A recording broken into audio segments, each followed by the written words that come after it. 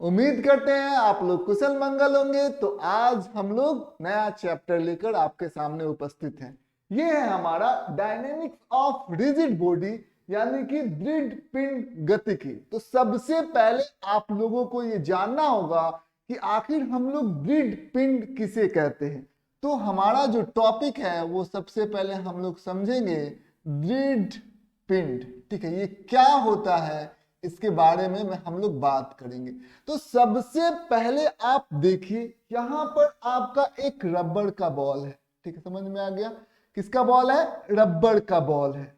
अब आपने क्या किया, इस रबड़ पर चारों तरफ से आपने बल लगाया। ठीक है, इस रबड़ पर आपने चारों तरफ से बल लगाया। तो ये इसकी आकृति में कोई परिवर्तन होगा कि नहीं होगा? तो हाँ, इसका जो आकृति है वो परिवर्तित हो जाएगा। समझ में आ गया? कुछ इस प्रकार से हो जाएगा। इधर हम लोगों ने ज्यादा बल लगाया तो इसका आकृति जो है कुछ इस प्रकार से हो जाएगा। समझ में आ गया? तो क्या हम लोग इसे दृढ़ पिंड या रिजिड बॉडी बोलेंगे क्या? तो जवाब है नहीं, ये हमारा दृढ़ पिंड नहीं होगा।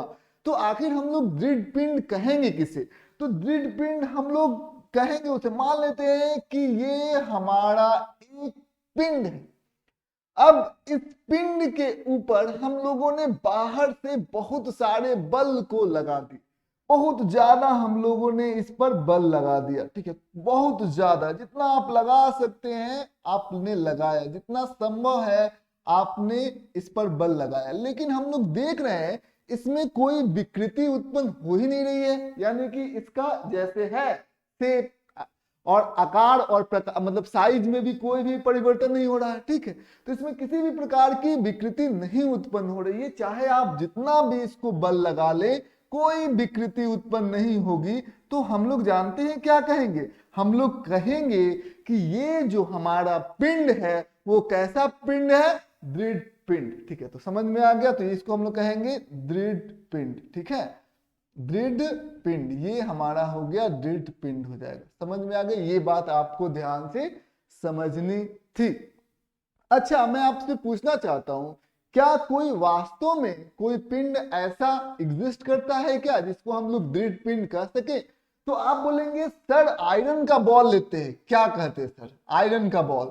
आयरन का बॉल के बारे में आप बोलिएगा, क्या आयरन के बॉल को विकृति, आयरन के बॉल में विकृति हम लोग उत्पन्न कर सकते हैं कि नहीं कर सकते हैं? तो जवाब है हाँ, आयरन के बॉल में भी हम विकृति कर सकते हैं। जो बॉल लोहे के बना हुआ है, बशर्ते कि आपका इस पर बल जो है वो ज्यादा मात्रा में लगाना होगा। ठीक है, जो हमारा रोड रोलर होता है, यदि आयरन के बॉल उसके नीचे यदि आ जाएगा तो आयरन के बॉल को बिल्कुल भी चपटा कर देगा, यानी कि उसके अंदर विकृति पैदा कर देगा। समझ में आ गया?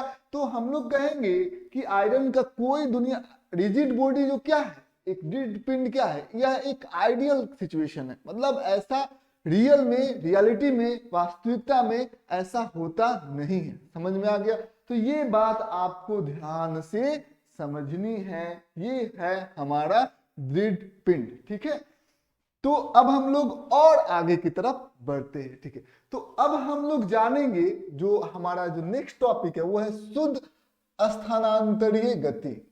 तो हम लोग लिखेंगे क्या? शुद्ध स्थानांतरीय, स्थानांतरीय, स्थानांतरीय, शुद्ध स्थानांतरीय गति। इसके बारे में हम लोग समझेंगे। चलिए आइए हम लोग बात करते हैं ये क्या होता है।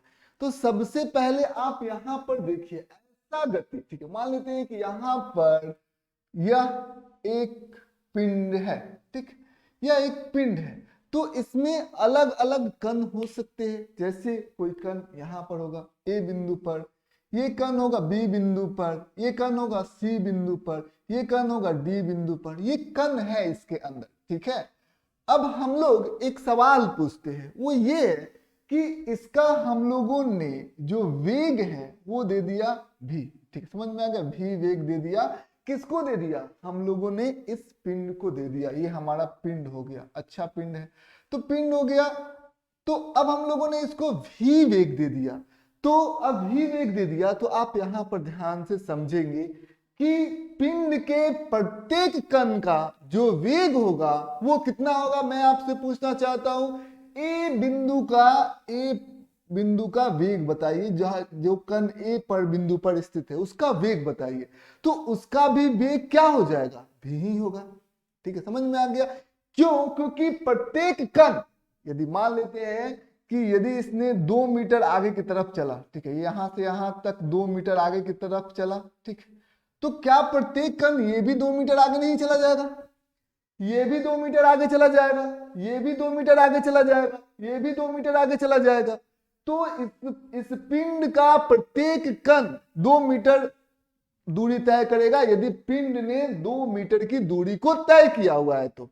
ठीक है, तो ये बात आपको ध्यान से समझना होगा। प्रत्येक कण जो है वो 2 मीटर की दूरी को तय करेगा। तो सबसे पहले हम लोग क्या करते हैं, शुद्ध स्थानांतरीय गति के बारे में हम लोग थोड़ा समझते हैं। तो यहाँ पर आप देख सकते हैं सबका जो गति है वो क्या है, समान है, क्योंकि सब समान दूरी तय करेंगे समान समय के अंदर। मान लेते हैं कि दूरी 2 मीटर का है, समय जो है वो 1 सेकेंड में हुआ है। ठीक है, तो सब जितने भी इसके जो कण है सबने समान दूरी तय किया है 2 मीटर का, सब 2 मीटर से आगे बढ़ जाएगा।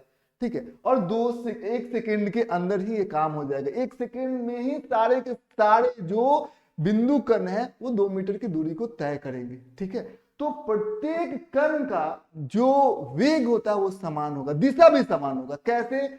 जिस दिशा में इस पिंड का वेग होगा उसी दिशा में इस बिंदु कण का भी वेग होगा। ठीक है, समझ में आएगा, उसी के पैरेलल, उसी के समांतर ये कण जाएगा, तो सारा का वेग जो होगा वो समान हो जाएगा। ये बात आपको ध्यान से समझना होगा, सबका वेग समान हो जाएगा। ठीक है, तो इसी को हम लोग बोलते हैं शुद्ध स्थानांतरीय गति।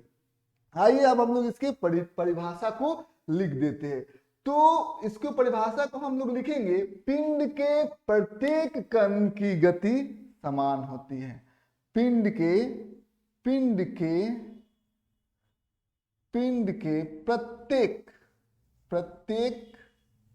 प्रत्येक कण की गति समान होती है, गति समान होती है। ठीक है, ये बात आपको ध्यान से समझना है। ठीक है, तो ये बात आप लोग ध्यान से समझ में आ गया, समान होती है। ठीक है, तो ये हम लोगों ने यहाँ पर समझ गए। ठीक है, अब आइए हम लोग आगे की तरफ करते हैं। तो आइए आगे की तरफ हम लोग बढ़ते हैं। तो आगे हम आपको और चीजें बताने वाले हैं, वो है जैसे मान लेते हैं कि यहाँ पर बताइएगा आप लोग, यहाँ पर ये वस्तु है। ठीक है, अब इस पिंड के एक कण का वेग जो है वो 10 मीटर प्रति सेकेंड है। ठीक है, समझ में आ गया, एक कण का वेग 10 मीटर प्रति सेकेंड। ठीक है, और ये बताया जा रहा है कि ये जो पिंड है वो शुद्ध स्थानांतरीय गति को परफॉर्म कर रहा है।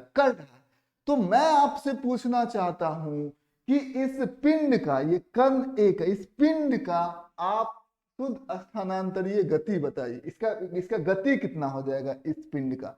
तो हम लोग जानते हैं कि शुद्ध स्थानांतरीय गति में जो प्रत्येक कण का गति या वेग होता है वही पिंड का गति या वेग होता है। तो यहां पर कण का गति कितना है, 10 मीटर प्रति सेकेंड। तो पिंड का गति कितना होगा, वो भी हमारा हो जाएगा 10 मीटर प्रति सेकेंड ही होगा। समझ में आ गया? तो ये बात आपको ध्यान से समझना होगा।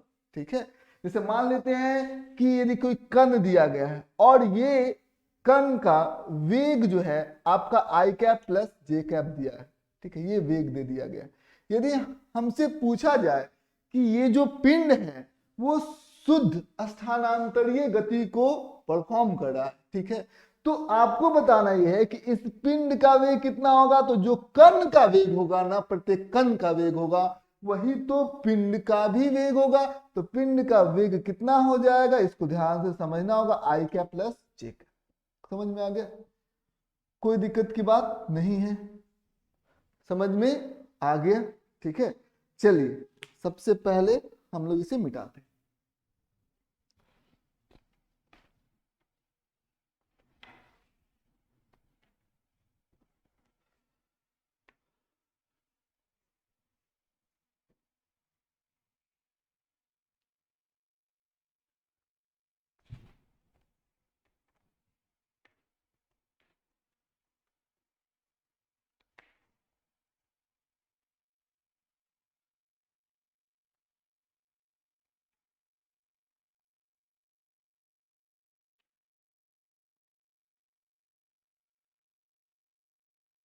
चलिए अब हम लोग जो बात करेंगे वो बात करेंगे घूर्णन गति के बारे में। तो आइए यहाँ पर हम लोग बात करते हैं कौन सा गति, घूर्णन गति। तो ये क्या होता है घूर्णन गति, इसके बारे में हम लोग पढ़ते हैं। तो सबसे पहले आप देखे हैं, आपने लट्टू जो है वो नचाया होगा बचपन में, ठीक है, मैंने खुद जो है वो लट्टू नचाया होगा, चाहे लट्टू नचाते हुए आपने किसी को देखा होगा। तो आखिर जो लट्टू है, जो टॉप है, वो कौन से गति को करता है, तो वो गति करता है घूर्णन गति। आपने पंखा को देखा है, तो आप सभी ने, गर्मी का मौसम भी है, तो पंखा जो है वो कौन से गति को करता है, तो पंखा जो है वो घूर्णन गति को करता है, ठीक है। आप देखते होंगे कि बहुत सारे ऐसे डिस्क है, ठीक है, जैसे मान लेते हैं कि ये हमारा एक डिस्क हो गया, ठीक है, समझ में आ गया। अब ये क्या हो रहा है कि ये अक्ष है, ठीक है, मान लेते हैं कि आपने कुम्हार का चाक भी देखा है। ये समझिए कि कुम्हार का चाक है, वो नचा नचा कर मिट्टी के बर्तन को कुम्हार जो है वो बनाते हैं, तो ये चाक है और चाक को नचा रहे हैं। तो जो चाक है वो कौन सा गति कर रहा है, ठीक है, ये आपका चाक है और ये घूर्णन गति जो है वो करता है चाक, ठीक है। तो ये बात आपको ध्यान से समझना होगा। घूर्णन गति में आप देखते होंगे कि एक अक्ष होता है जिसको हम लोग घूर्णन अक्ष कहते हैं। जैसे ये चाक है तो घूर्णन अक्ष क्या होगा, लंबवत होगा, ठीक है, समझ में आ गया। यहाँ पर ध्यान दीजिए, ये हमारा घूर्णन अक्ष होगा, ठीक है, लंबवत होगा, बिल्कुल बीचों बीच ये पार करता होगा, समझ में आ गया। पंखा भी नाचता है तो एक अक्ष पर ही नाचता है। ये हमारा देखिए, ध्यान दीजिएगा, ये हमारा दरवाजा है, ठीक है, समझ में आ गया। तो दरवाजा कुछ इस प्रकार से, कोई दिक्कत की बात नहीं है। तो आप इस बात को आप समझिए, हम लोग इस दरवाजे को इधर करते हैं, ठीक है, घुमाते हैं, अंदर लेके जाते हैं, बाहर लेके जाते हैं, ठीक, समझ में, यही ना करते हैं, ये बाहर लेके गए, ये अंदर लेके गए, ठीक है, तो खोलते हैं चाहे बंद करते हैं। तो आप यहाँ पर देख सकते हैं कि ये जो घूर्णन अक्ष है ये है, ठीक है, समझ में आ गया। और इसके जितने भी जो ये दरवाजा है, दरवाजा के अंदर बहुत सारे कण होंगे और ये सारे के सारे कण जो है वो घूर्णन गति को कर रहे होंगे। सारे कण जो है इसमें घूर्णन गति को कर रहे हैं, परफॉर्म कर रहे हैं। तो ये बात आपको ध्यान से समझनी है, ठीक है। तो सब कण घूर्णन गति को परफॉर्म कर रहे हैं। तो ये बात आप लोग समझ गए। तो हमने देखा कि घूर्णन गति में एक घूर्णन अक्ष होता है, ठीक है, समझ में आ गया। चलिए अब यहां पर ध्यान दीजिएगा कि होता एक्चुअल में घूर्णन गति में होता क्या है। जैसे हमारे पास एक कण है A और एक कण है यहां पर B, ठीक है, समझ में आ गया। और एक कण हो गया हमारा यहाँ पर C और एक कण हो गया हमारा यहाँ पर D, ठीक है, समझ में आ गया। ये कण हमारे पास दिया हुआ है। हम लोग क्या करें, ये हमारा घूर्णन अक्ष है, ठीक है, घूर्णन अक्ष है। तो घूर्णन अक्ष है, हम लोग क्या करें, इसे घुमा रहे हैं, ठीक है, समझ में आ गया। ओमेगा से हम लोग इसे क्या करें, घुमा रहे हैं, कोई दिक्कत की बात नहीं है। तो यहाँ पर एक बात जो है आपको ध्यान से देखना होगा, वो बात यहाँ पर ये है कि यदि हम लोग यहाँ पर जो इसका कोण, यदि मान लेते हैं कोणीय विस्थापन के बारे में बात करें, तो जो A है वो A से इस बिंदु से इस बिंदु तक पहुंच गया, ये कण, ठीक है, समझ में, क्योंकि घूमेगा तो ये कण यहाँ से यहाँ तक जाएगा, ठीक है, समझ में आ गया। तो इसको हम लोग घुमा रहे हैं इस प्रकार से, इसको वेग दिए हुए, भी दिए हुए, ठीक है, वेग का ये चिन्ह है, ठीक है, समझ में आ गया। तो इसी प्रकार से ये घूम रहा है गोल गोल गोल गोल, ठीक है। अब होगा क्या कि जैसे ये A से ये गया B, ठीक, मान लेते ये कण A से A डैश पर पहुंच गया, ठीक, समझ में आ गया। तो इसने कुछ कोणीय विस्थापन किए कि नहीं किए, तो हाँ, इसने कोणीय विस्थापन किए। जैसे यहां पर ध्यान दीजिएगा, ये हमारा हो गया कोणीय विस्थापन थीटा, ठीक है, ए से गया ये ए डैश। अब देखिए यहां पर ये है बी, तो इसने भी, अब देखिए क्योंकि ये यहां से ए से ए डैश गया होगा, इतना घूमा, ठीक, समझ में आ गया। तो ये बी भी कुछ घुमा होगा, क्योंकि पूरा चाक जो है वो घूम रहा है गोल गोल। तो ये बी जो है, बी से बी डैश घुमा ये इसने, देखिए बी डैश पर गया। अब हम आपसे पूछना चाहते हैं कि ये जो कोण बनेगा, ठीक है, ये जो कोण बनेगा वो कितना बनेगा, ठीक है। तो ये कोण जो बनेगा, आप एक बात बताइए, वो भी कितना बनेगा, थीटा ही बनेगा। समझ में आ गया, यहां पर भी कोण थीटा बनेगा और यहां पर भी कोण कितना बनेगा, थीटा ही बनेगा, ठीक है, समझ में आ गया। दोनों केस में कोणीय विस्थापन जो होगा वो समान होगा। अब यहां पर मान लेते हैं कि यहां पर समय गया टी सेकेंड, कितना सेकेंड जी, टी सेकेंड, ठीक है, टी सेकेंड में ए से ए डैश गया, तो ये बी से बी डैश भी कितने सेकेंड में गया होगा, वो भी गया होगा टी सेकेंड के अंदर, ठीक है, समझ में आ गया। अब हम लोग बात करें कोणीय जो विस्थापन समान हो गया, ठीक है। अब कोणीय वेग के बारे में बात करें, एंगुलर वेलोसिटी के बारे में बात करें, ठीक है, तो कोणीय वेग कितना होगा, ओमेगा कितना होता है, थीटा बाई टी। तो इसके लिए भी थीटा बाई टी, इस कण के लिए थीटा बाई टी, और इस कण के लिए भी क्या होगा, थीटा बाई टी। तो दोनों कण को, जो कि हमारा घूर्णन गति कर रहे हैं, दोनों का कोणीय वेग जो है वो समान होगा कि अलग अलग होगा। तो हमने देखा, क्या देखा, कोणीय विस्थापन समान, ठीक है, क्या देखा हम लोगों ने, कोणीय, ठीक है, कोणीय विस्थापन दोनों का क्या हो जाएगा, समान हो जाएगा। ये चीजें हम लोगों ने देखा, कोणीय विस्थापन समान, विस्थापन समान, कोणीय विस्थापन प्रत्येक कण का समान होगा, प्रत्येक कण का क्या होगा, समान होगा। ये बात आपको ध्यान से समझना होगा, प्रत्येक कण का कोणीय विस्थापन समान होगा। कोणीय वेग, कोणीय एक ही कण का बात नहीं, सारे कणों का बात है। कोणीय वेग प्रत्येक कण का समान होगा, प्रत्येक कण का समान होगा, कण का प्रत्येक कण का समान होगा, ठीक है, समझ में आ गया, प्रत्येक कण का समान होगा। ये बात आपको ध्यान से समझना होगा, प्रत्येक कण का क्या हो जाएगा, समान होगा। अब क्या होगा, ये दोनों चीजें तो आप लोगों ने बड़े ही आराम के साथ इसको समझ लिया, समझ में आ गया। यही होता है घूर्णन गति, ठीक है। अच्छा, प्रत्येक कण जो है वो कौन से पथ का अनुसरण कर रहे हैं, तो प्रत्येक कण जो है, ध्यान दीजिएगा, ए ऐसे गोल गोल घूमेगा, ठीक है, समझ में आ गया। अब ये कौन सा पथ है, वृत्तीय पथ है, ठीक, समझ में आ गया, ये वृत्तीय पथ का अनुसरण करेगा प्रत्येक कण। ये कण के बारे में देखिए बी, ठीक है, समझ में आ गया। बी कण के बारे में देखिएगा, तो बी कण को जब आप देखिएगा ना, तो ये भी क्या कर रहा है, वृत्तीय पथ का अनुसरण करता है। और प्रत्येक वृत्तीय पथ का जो केंद्र है वो तो यही है, ठीक, समझ में आ गया। केंद्र तो एक ही बिंदु है, प्रत्येक वृत्तीय पथ का जो केंद्र है वो तो हमारा एक ही बिंदु है। ये बात आपने समझ में आ गया, ठीक है। तो यहाँ पर आप देखते चले जा रहे हैं, प्रत्येक कण, जैसे ये यहाँ पर कण है, तो ये कण जो है कुछ इस प्रकार से गति करेगा, इस प्रकार से गति करेगा, इस प्रकार से गति करेगा, ठीक है, समझ में आ गया। और इसका भी केंद्र क्या होगा, एक ही होगा।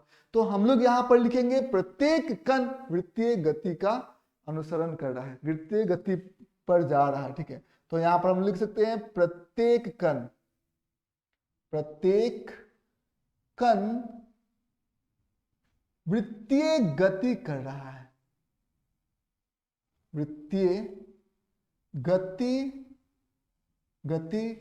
कर रहा है, तथा प्रत्येक कण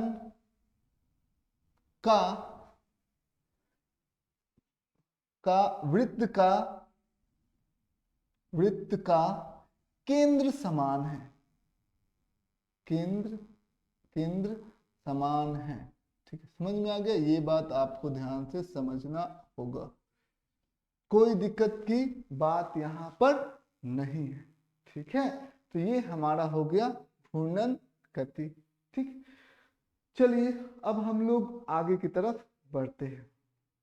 अब यहाँ पर एक बात हम आपसे पूछना चाहते हैं, एक तो हो गया हमारा कोणीय वेग, ठीक, थीटा केंद्र पर कोण कितना हुआ, कितने समय के अंदर हुआ, थीटा बाई टी, तो प्रत्येक का कोणीय वेग तो समान होगा।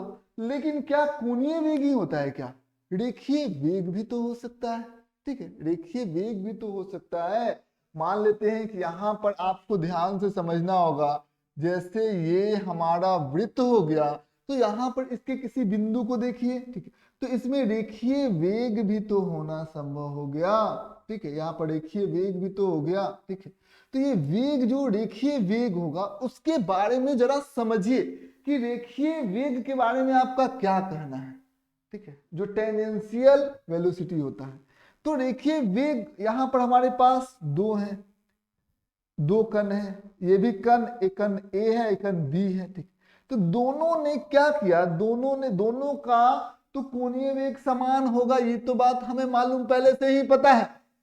लेकिन यदि हम जानना चाहते हैं कि कण ए का रेखीय वेग ज्यादा होगा या कण बी का रेखीय वेग ज्यादा होगा, ठीक है, तो यहां पर आप ध्यान से समझिएगा, तो इसको ध्यान से आप समझिए।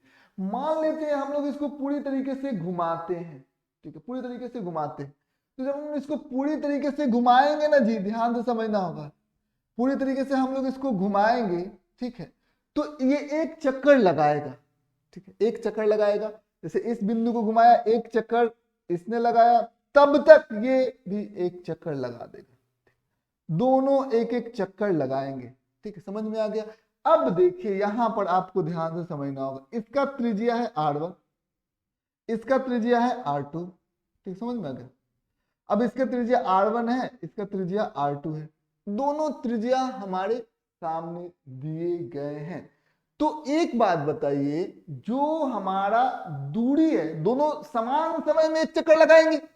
ठीक है, जब ए एक चक्कर लगा रहा था उतने समय में बी भी एक चक्कर क्या करेगा, लगा देगा, तो दोनों का समय समान रह रहा है, तो हम लोग कहेंगे कि कण ए और बी समान समय में चक्कर लगा रहे। लेकिन एक बात बताइए, दोनों का, इसका कण ए का टाइम ऑफ कण ए मान लेते हैं टी हो गया, टाइम ऑफ कण बी चक्कर लगाने का टी हो गया, दोनों का समय बराबर समय में एक चक्कर लगा दे रहा है। लेकिन यदि हम लोग बात करेंगे दूरी की, तो कण ए छोटा दूरी को तय कर रहा है, कण बी को देखेंगे तो ये बड़ा दूरी को तय कर रहा है। तो ध्यान से आप लोगों को देखना होगा कि जो दूरी है, किसकी दूरी, जो हमारी किस कण की, बी कण की, वो ज्यादा होगी, क्योंकि ये बड़ा वृत्तीय पथ का अनुसरण कर रहा है। ठीक है, समझ में आ गया? तो दूरी बी का ज्यादा होगी, किसके तुलना में, ए की तुलना में। तो हम लोग यहाँ पर कहेंगे, देखिए यहाँ पर दूरी जो है वो किसकी ज्यादा है, बी की ज्यादा है कि ए की ज्यादा है, तो ए की ज्यादा है। ठीक है, तो यदि हम लोग कोणीय यदि हम लोग क्या करेंगे, रेखीय वेग के बारे में बात करेंगे, तो रेखीय वेग किसकी, ए की, तो रेखीय वेग ए की कितनी हो जाएगी, तो सबसे पहले हम लोग दूरी ए की देखेंगे, दूरी ए की देखेंगे, दूरी ए की देखेंगे बटा समय ए की देखेंगे। ठीक है, समझ में आ गया? तो ये समय कितना हो जाएगा, टी। अब रेखीय वेग बी की देखेंगे तो कितना हो जाएगा, बी कण ने दूरी तय किया है, तो दूरी बी की बटा समय टी। कोई दिक्कत की बात नहीं है, ये हमारा रेखीय वेग है। तो ये रेखीय वेग जो है, आप ध्यान से देखेंगे, कण ए का रेखीय वेग ज्यादा होगा कि कण बी का रेखीय वेग ज्यादा होगा।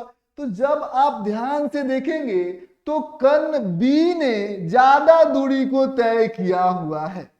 ठीक है, तो हम लोग कहेंगे कि दूरी बी के द्वारा ज्यादा है, दोनों ने समय समान लिया हुआ है। समझ में आ गया? कोई दिक्कत की बात नहीं है। इसीलिए जो रेखीय वेग होगा किसका, बी कण का, वो ज्यादा होगा ए कण से।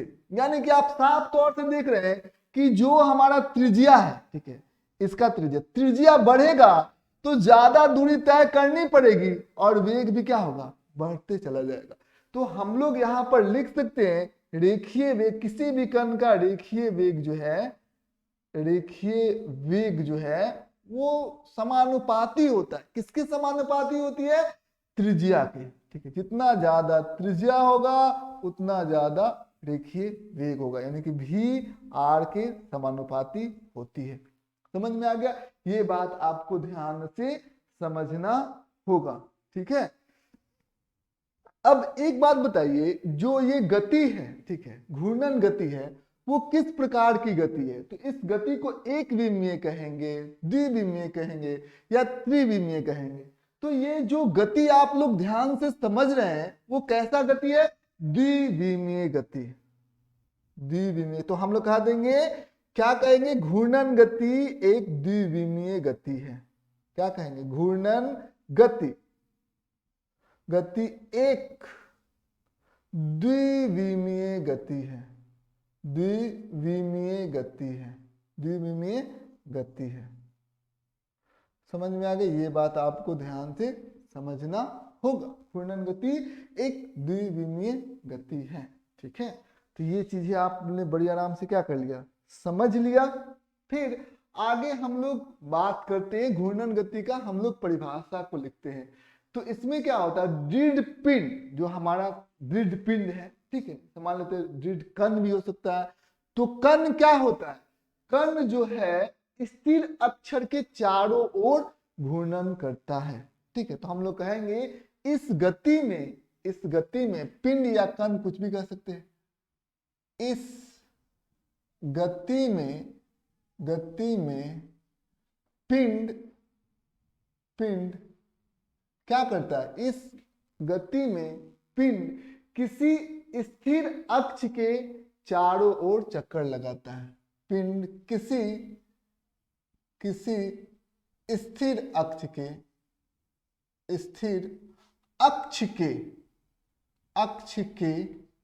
चारों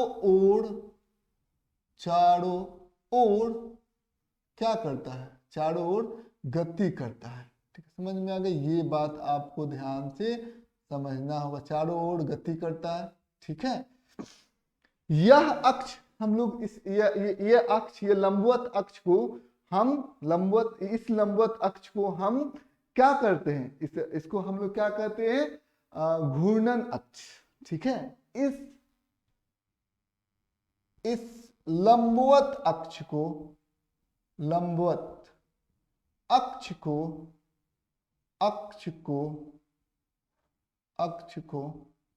हम घूर्णन अक्ष कहते हैं, ठीक है। क्या कहते हैं हम लोग, घूर्णन अक्ष कहते हैं, ठीक है। चलिए आइए हम लोग अब कुछ प्रॉब्लम को करते हैं। ये हमारा घूर्णन अक्ष हो जाता है, तो कुछ प्रॉब्लम को हम लोग सॉल्व करते हैं। चलिए, तो सबसे पहले हम लोग इसे मिटाते हैं, ठीक है। प्रत्येक से हम लोग एक एक प्रश्न को करेंगे, प्रत्येक इससे, ठीक है। तो सबसे पहला प्रश्न आपके सामने है, इससे हम लोग कोणीय विस्थापन प्रत्येक कण का समान होगा। चलिए इससे हम लोग एक प्रश्न कर लेते हैं। तो सबसे पहला जो प्रश्न है हमारे सामने कुछ इस प्रकार से है। तो यहाँ पर आप देखेंगे ये कण है, ये केंद्र बिंदु है, और ये कण जो है वो 10 डिग्री विस्थापित हुई। समझ में आ गया, ये कण कितने डिग्री विस्थापित हुई है, 10 डिग्री, ठीक है। ये ए बिंदु है और ये हमारा बी बिंदु है। तो ये कण जो है वो 10 डिग्री विस्थापित हो गई है, ठीक है।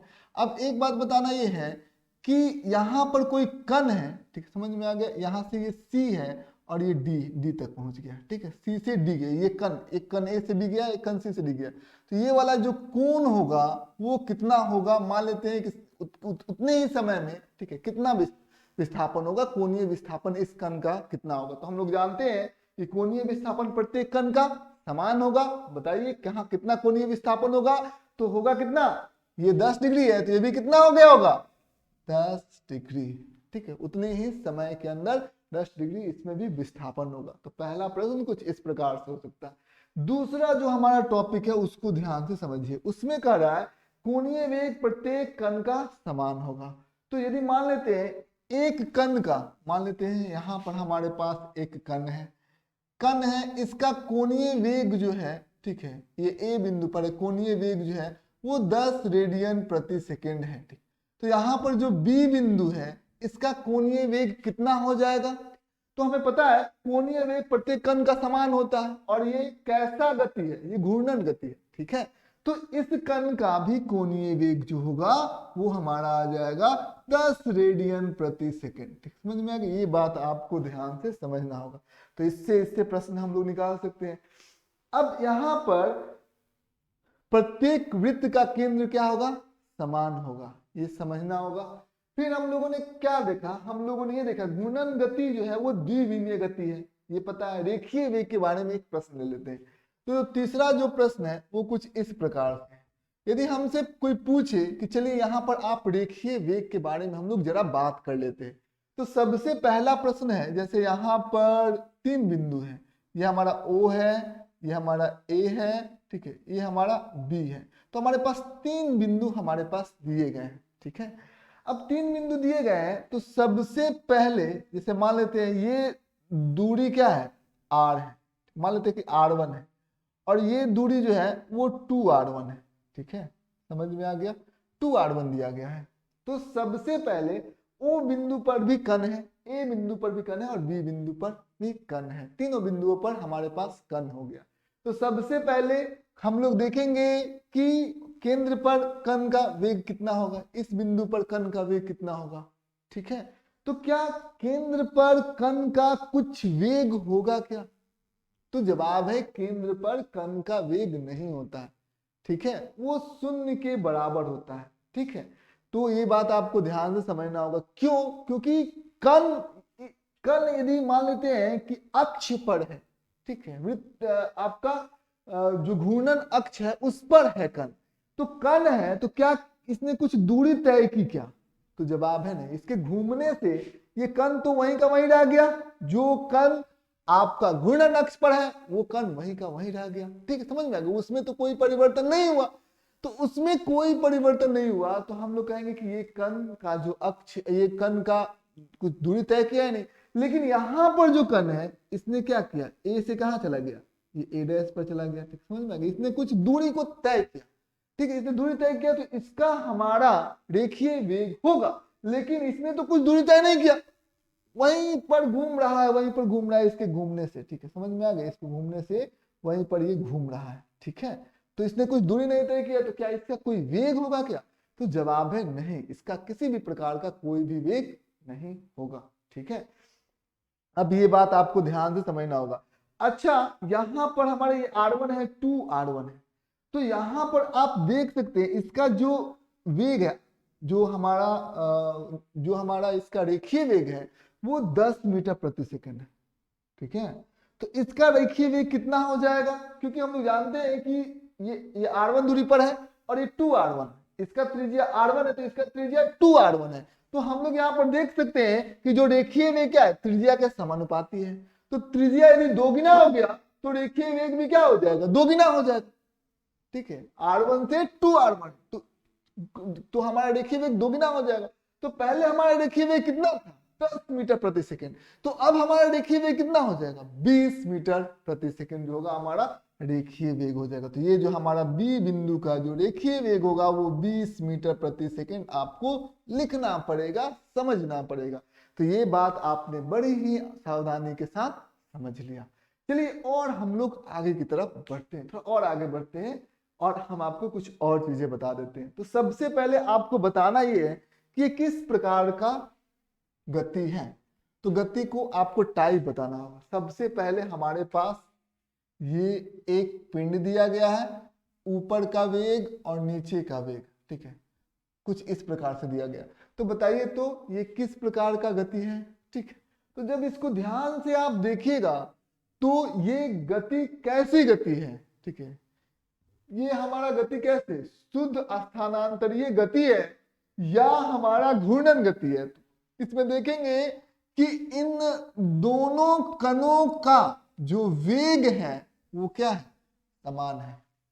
ठीक, समझ में आ गया। तो दोनों कणों का वेग समान है, परिमाण में भी और दिशा में भी। ठीक है, तो इसके गति को, जैसे ये कण ए बिंदु पर है, कण बी बिंदु पर है, तो इसके गति को हम लोग कैसा गति कहेंगे, इसके गति को हम लोग कहेंगे क्या, शुद्ध स्थानांतरीय गति। ठीक, समझ में आ गया। तो शुद्ध स्थानांतरीय गति है ये। ठीक है, समझ में आ गया, ये शुद्ध स्थानांतरीय गति, घूर्णन गति नहीं है। ठीक है, अब यहां पर ध्यान दीजिएगा, ये देखिए, इसको ध्यान देखिएगा, ये कण कुछ इस प्रकार से, ये कण कुछ इस प्रकार से। अब हम ये पूछना चाहते हैं, क्या दोनों कण का वेग समान है क्या। जैसे यहाँ पर कण हमारा ए बिंदु पर है और ये कण हमारा बी बिंदु पर है, क्या दोनों कणों का वेग समान है क्या। तो जवाब होगा नहीं। दोनों कणों का वेग कैसे समान हो सकता है, क्योंकि दोनों की दिशा बिल्कुल भी विपरीत है। ठीक है, परिमाण में दोनों समान है, दिशा में बिल्कुल भी ये विपरीत है। तो हम लोग यहाँ पर ध्यान से यदि इसको देखेंगे तो हम लोग क्या समझेंगे कि ये किस प्रकार का गति कर रहा है। ठीक है, क्या हम लोग इसको हम लोग कह सकते हैं क्या कि ये हमारा शुद्ध स्थानांतरीय गति है या ये घूर्णन गति है। तो घूर्णन गति में हम लोगों ने देखा दोनों का कोणीय वेग समान होगा। ठीक है, समझ में आ गया। और साथ ही साथ दोनों का जो हमारा कोणीय वेग समान होगा, कोणीय विस्थापन भी समान होगा। तो दोनों का गति सेम है, तो ए बिंदु से ये बी बिंदु पर ये दूरी तय किया इसने, तो ये बी से कहां चला जाएगा, सी बिंदु पर। ठीक, तो यहाँ पर आप देख सकते हैं ये गोल गोल घूम रहा है। ठीक, समझ में आ गया, ये चक्कर लगाएगा ऐसे, इसके वेग को ऐसे करेंगे, यहाँ पर ऐसे इससे इसको हम लोग यदि पुश करेंगे, ठीक है, टेंजेंशियली पुश करेंगे, तो आप देखेंगे ये गोल गोल घूमेगा। तो ये कैसा है, ये हमारा है किस प्रकार का गति, ये हमारा गति है घूर्णन गति। ठीक, समझ में आ गया, ये हो गया हमारा घूर्णन गति। ठीक है, तो ये चीजें आपको ध्यान से समझनी थी। ठीक है, समझ में आ गया। अच्छा, यदि हम लोग यहाँ पर ध्यान दें, जैसे यहाँ पर ध्यान दें, ये क्या गति, इस गति को आप क्या कहिएगा, यहाँ पर भी है और यहाँ पर हमारा टू भी है। ठीक है, मान लेते हैं यहाँ पर टू भी है, तो क्या ये किसी प्रकार का गति है क्या। ठीक है, इसको हम लोग क्या शुद्ध स्थानांतरीय गति कहेंगे या घूर्णन गति कहेंगे। तो आप देखेंगे दोनों का वेग समान नहीं है। ठीक, समझ में आ गया। तो ये हमारा जो गति होगा, ना तो ये शुद्ध स्थानांतरण, दोनों का वेग समान क्योंकि परिमाण भी अलग है, दिशा तो समान है लेकिन परिमाण अलग अलग है, ये भी है ये टू भी है। तो यहाँ पर हम लोग बड़ी आराम से इस बात को कह सकते हैं कि देखिए ये जो हमारा गति है वो गति जो है वो घूर्णन गति तो नहीं हो सकता है ना। ठीक है, ये घूर्णन गति भी नहीं है, ये हमारा शुद्ध स्थानांतरीय गति भी नहीं है, तो दोनों में से ये कोई भी गति नहीं है। ठीक है, उम्मीद करते हैं आज का क्लास इंफॉर्मेटिव रहा होगा। आज बस इतना है।